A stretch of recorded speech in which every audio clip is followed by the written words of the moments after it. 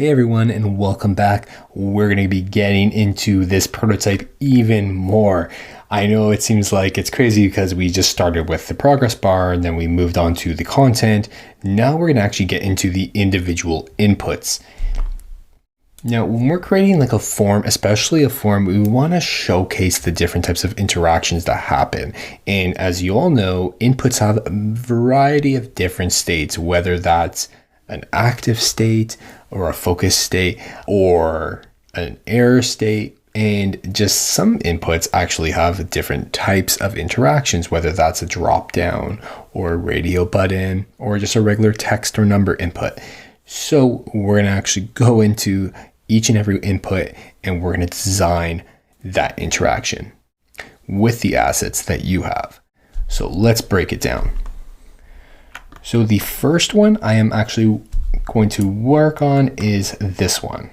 So what I'm going to do is I'm going to create a duplicate. And I'm actually going to start breaking it down piece by piece. So what we're going to need is we're going to need our assets. We're going to need a disable button. We're going to need an active and a hover button. So we'll bring those in. And you can do this all with components too, but I don't think it's a necessity right now, at least. Then we're going to bring in a couple of different states. Now, when I think about the different states we're going to have, so we already have this placeholder state. So let's jump in here. We're going to have the active state. We're not going to worry about these error states for now, at least. We'll just bring these in. Okay, let's work on this input first. Now, what we're going to do, we're just going to rename these to button. So I'm just going to select them all, press Command R, and I'll pop this screen. Then I'm going to rename these to button. Boom. Okay. So I'm going to Command C, Command V into there. Oops. Let me select that frame again. There we go.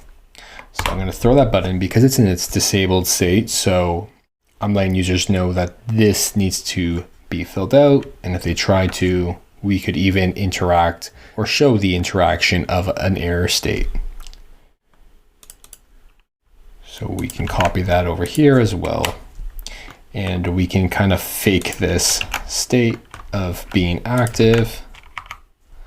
I think, so this is named active.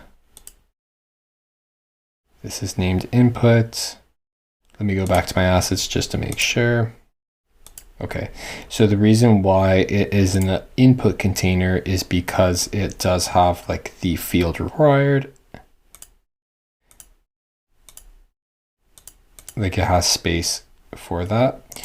So you can just take that input. You can do a couple different things. You can literally copy that frame over properly. I didn't do that the first time, so we'll do it again. So let's delete that. Let's remove those and paste our frames here.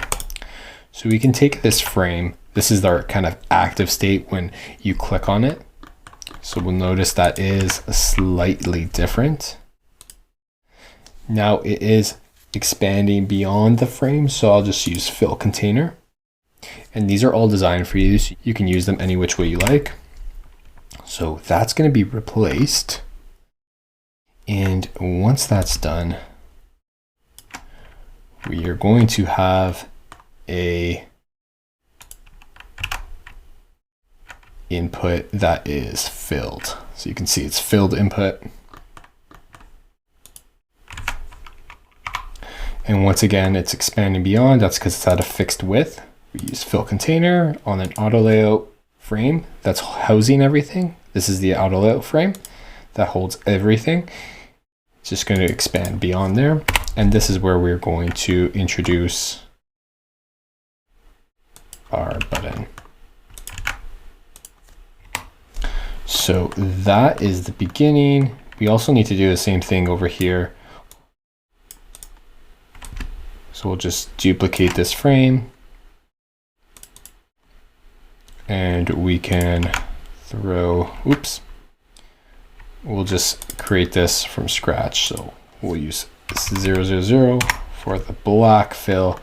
So let's get into prototyping this really quickly. Let's remove that flow that just got created. So this is actually not going to happen. We're going to bring this down here because we want to create a hover. So what we're going to do is we're going to smart animate. We'll keep it to 300 milliseconds and we'll do while hovering. And then while we're hovering, we should be able to click. And we'll go to the screen. And when the user clicks on this, we'll bring it down. Just smart animate. And when the user clicks on this again, because we can't really do anything with keyboards, we kind of have to fake this a bit. And we can duplicate this screen one more time. Take our button, copy it, Command C. Just gonna go all the way down here and place that there. So we do have to make another state. So now it's getting a little bit more complex, but I assure you that this is gonna be really cool.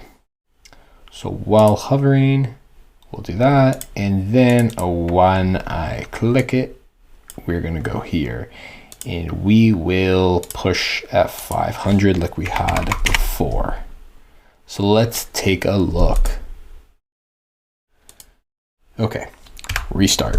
So we have a nice little hover interaction. Click. So now we see this is different. That's different. It's filled, now it's active. Great, and that's a way that you can show how an input or a traditional input works within Figma, just using a quick prototype.